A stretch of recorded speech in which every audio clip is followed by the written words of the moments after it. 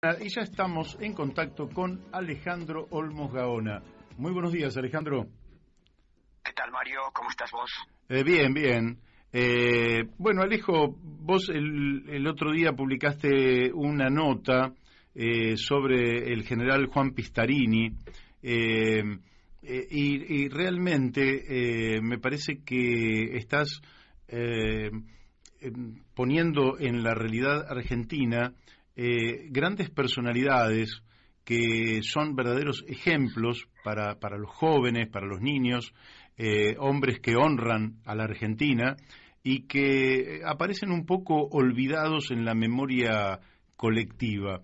Me parece que estás haciendo una tarea brillante en ese sentido y me gustaría que nos dijeras por qué avanzaste sobre la biografía, por así decirlo, sobre la vida de Juan Pistarini y qué pensás vos que nos puede aportar hacia la construcción de una Argentina como la que soñamos quienes queremos una Argentina con justicia y soberanía, ¿no?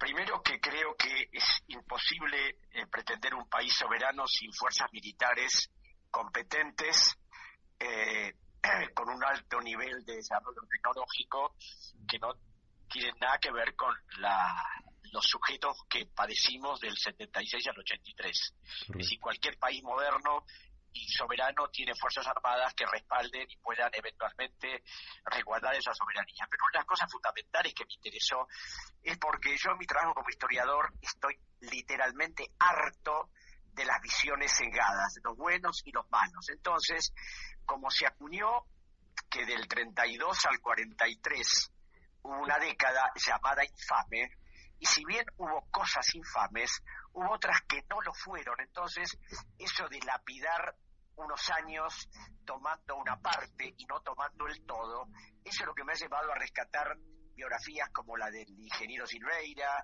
como la de Pistarini y tantos otros que estoy preparando, ¿no? ¿Y por qué? Primero porque Pistarini no empezó en el año 46. Pistarini empezó a trabajar en el año 1934, cuando regresó de Europa y de Estados Unidos, donde fue a hacer el curso de perfeccionamiento.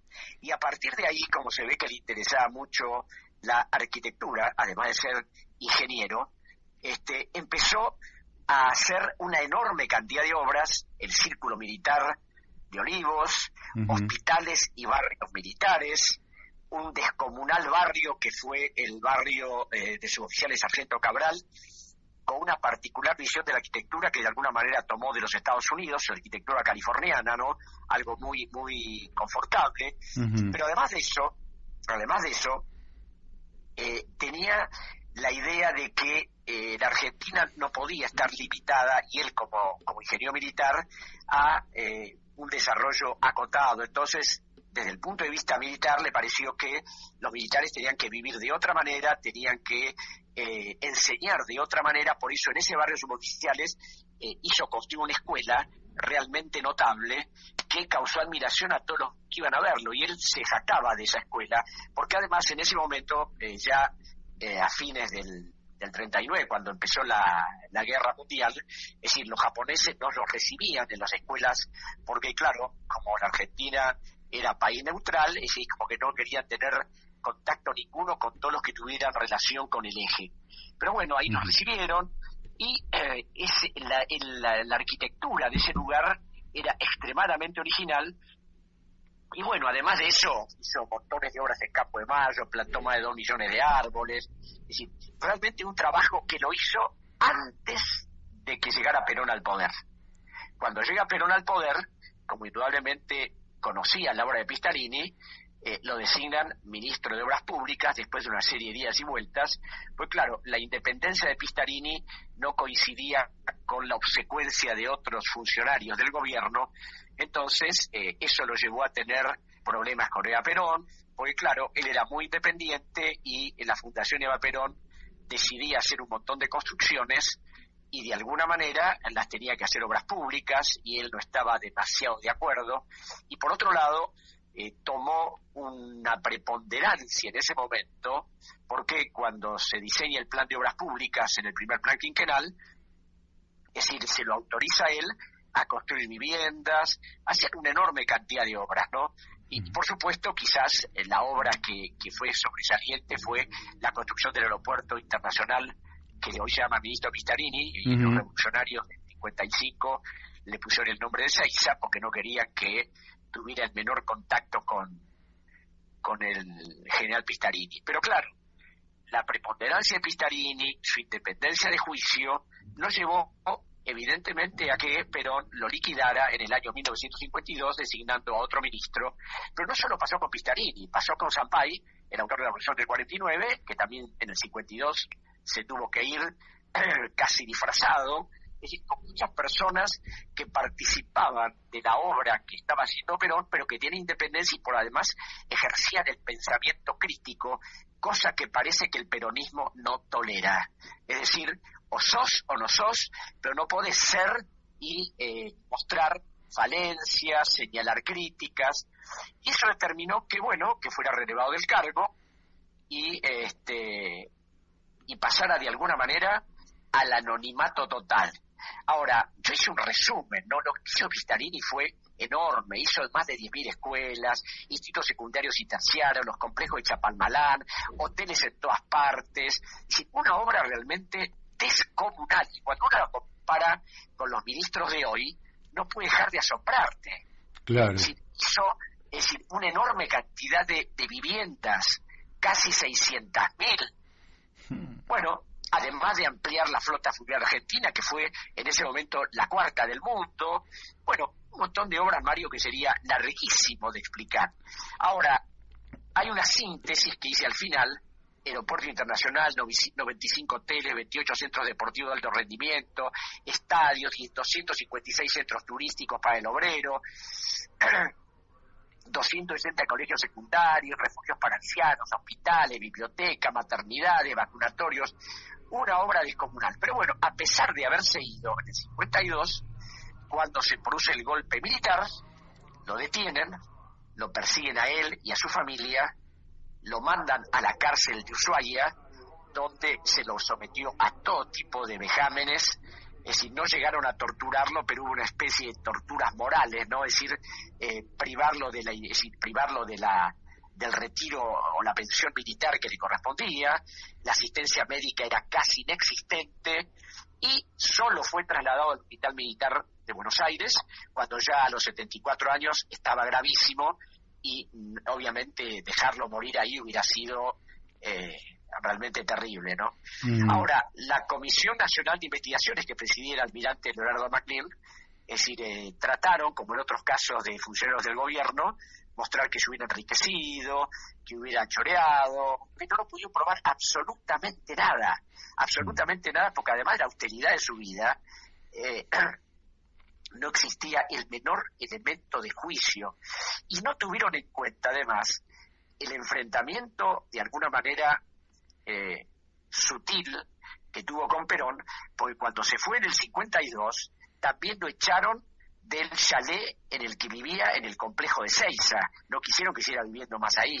Entonces, a través de este rescate quiero mostrar de grandes hombres que hicieron un montón de cosas, que participaron del ideal peronista de alguna manera, pero que no aceptaron ni la sumisión, ni la obsecuencia, ni decirle a todo que sí.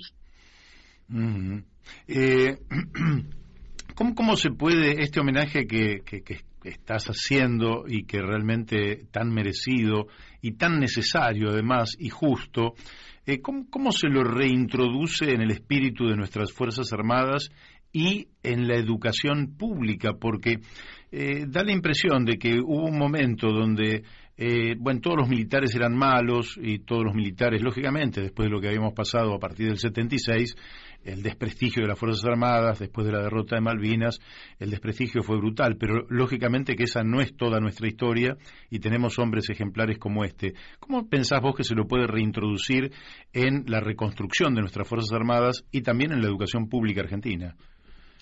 Bueno, yo creo que mostrando como ejemplos a Pistarini, a Mosconi, a Sabio, es decir, montones de militares que laburaron a full para tratar a que Argentina tuviera un destino distinto, ¿no es cierto? El problema es que, como no tenemos antecedentes de algo de lo ocurrido entre el 76 al 83 no es fácil, porque indudablemente se ha tratado de introducir, y yo creo que esto es muy peligroso, que militar es sinónimo de genocida, y no es así, porque hubo montones de militares que en esa época siniestra no estuvieron ni en tortura, ni en desapariciones, ni nada. Lo que ocurre es que esto de las cadenas de mando a veces es muy complicado porque involucra a todos.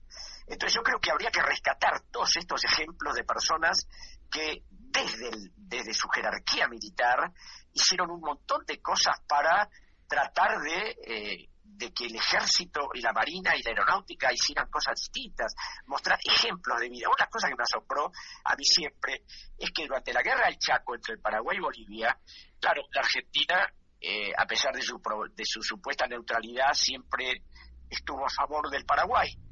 Uh-huh. Y tan a favor estuvo que designaron a un militar, el coronel Abraham Schweitzer, naturalmente de origen judío, que fue el que fue al Paraguay, ayudó al gobierno a descifrar las claves del ejército boliviano para ayudar a ese país que había sido agredido por los bolivianos, y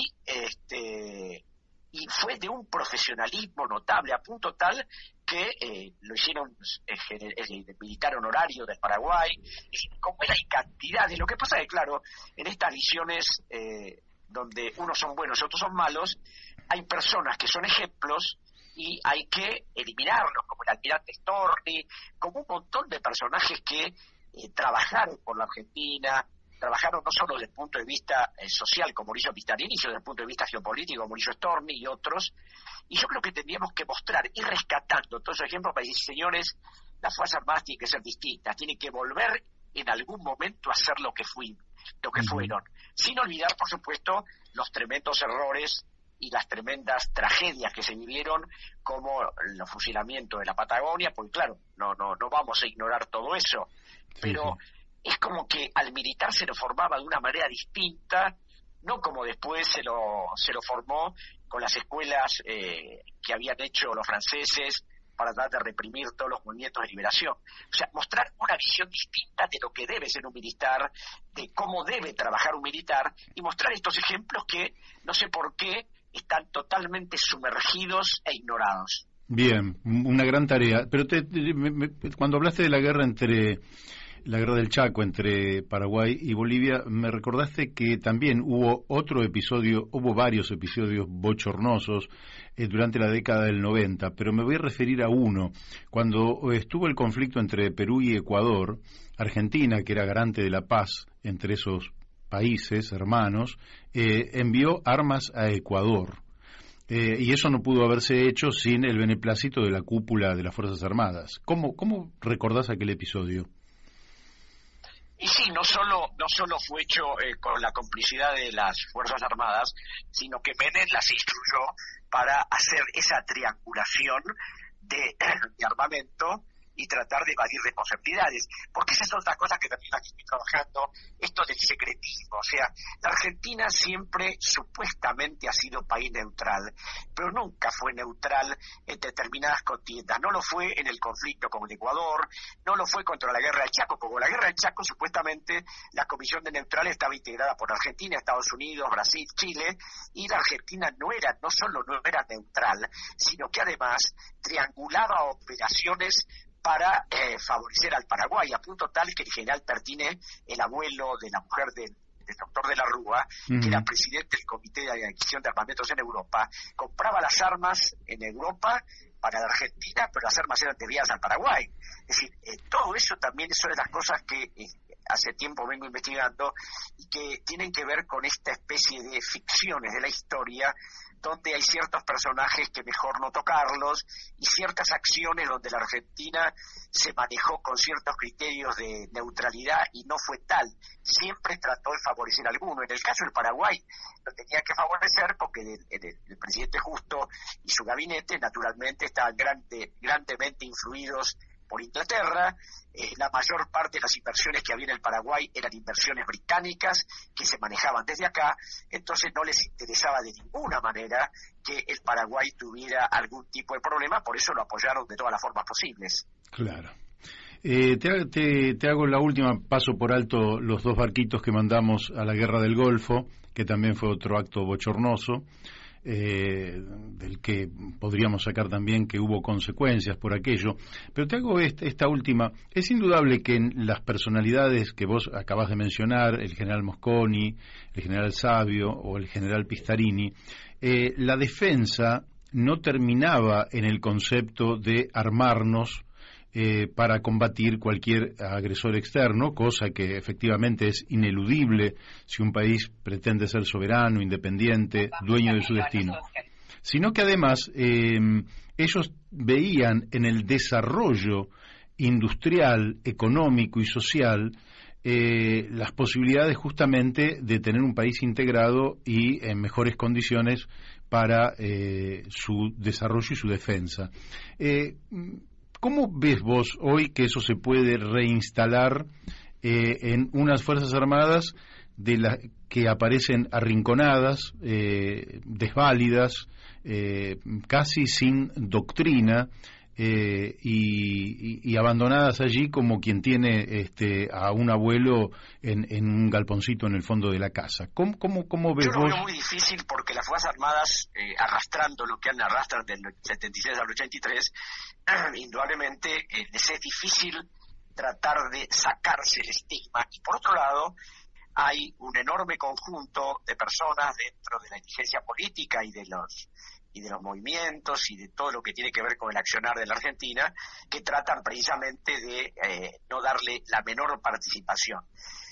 A esto que vos me señalás de la industrialización y de todo lo que se hizo en su momento, hay que señalar también la enorme competencia que tenían sobre cuestiones geopolíticas. Y una de las cosas que me asombró es cuando en plena guerra mundial, en el año 42-43, Estados Unidos mandó una misión oficial a la Argentina para, estoy hablando de plena década llamada infame, a los efectos de que se otorgaran bases militares a los Estados Unidos en el Río de la Plata, porque los militares decían que el próximo paso de las potencias del eje era atacar el Uruguay, y la única manera de que Estados Unidos se asentara en el Río de la Plata para evitar eso. Y en ese momento el canciller argentino le envió una nota al ministro de Marina, que en ese momento era el almirante Lorescaso, a los efectos de que dijera cuál era su parecer.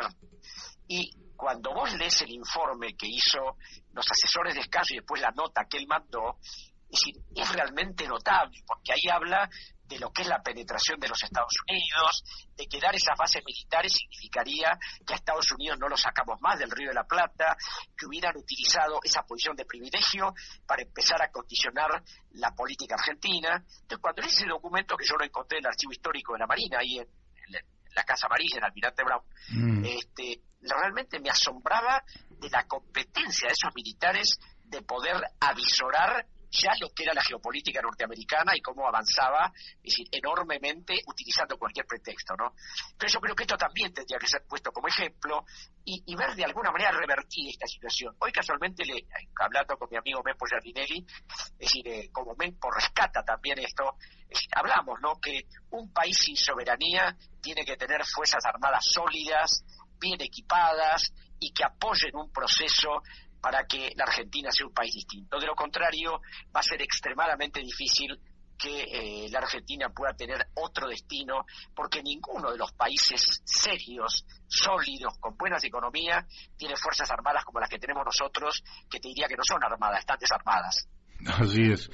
Bueno, Alejandro, te agradezco muchísimo este aporte. Por llamarme siempre para estas cosas. Y bueno, pero me parece que estas grabaciones, que también van a quedar, porque quedan en un canal de YouTube, pueden ser de suma utilidad, y si yo fuera educador, las pasaría en las escuelas para que los chicos la pudieran escuchar y pudieran inflar su pecho. Mucho. Un abrazo. Gracias, Alejandro. Fuerte abrazo. Chau. Chao. Hasta luego. Alejandro Olmos Gaona.